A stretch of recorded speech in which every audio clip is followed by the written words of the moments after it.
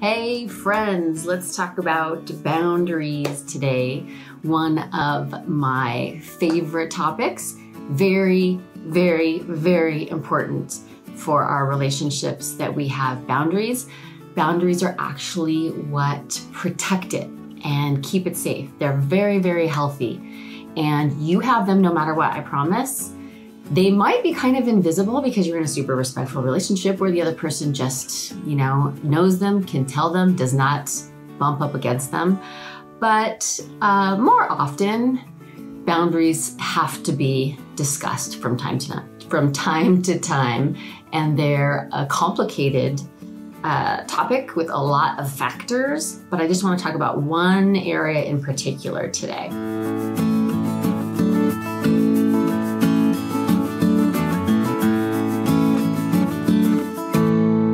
Stacy Rocklein, and I'm a relationship coach, and I help people become clearer communicators so they have less conflict and deeper connections.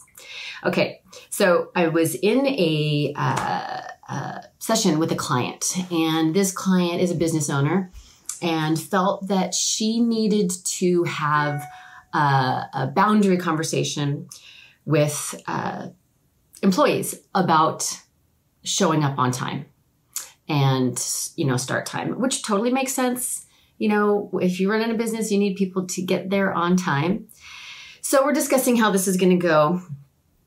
And she's like, okay, I'm going to tell them they have to be here at this time, and there's no lateness.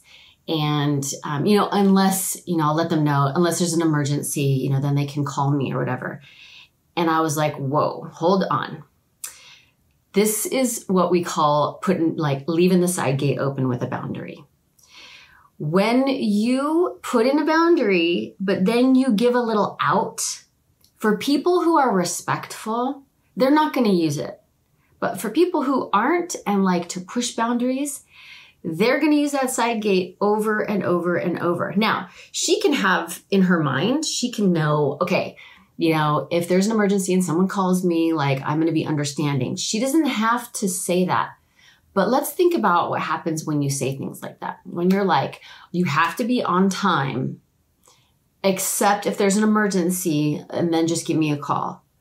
What that does for someone who's a boundary pusher is it tells them, oh, there's a way around this. And we have to start defining things. Really important that we have clear definitions for people.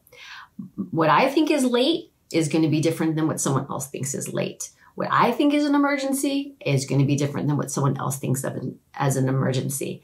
So boundaries have to be very, very clear, and you have to close all those side gates. Because let's use a couple other examples. Let's say, for example, you have a boundary where during an argument, you will not tolerate someone calling you a name or telling you to F off or whatever. And the boundary's in there, and they do it, and you don't deliver their consequence because, well, they had a really bad day, or, they're under a lot of stress. That's just a side gate that you left open. And when they realize that they can use the side gate, they're going to use it again and again and again.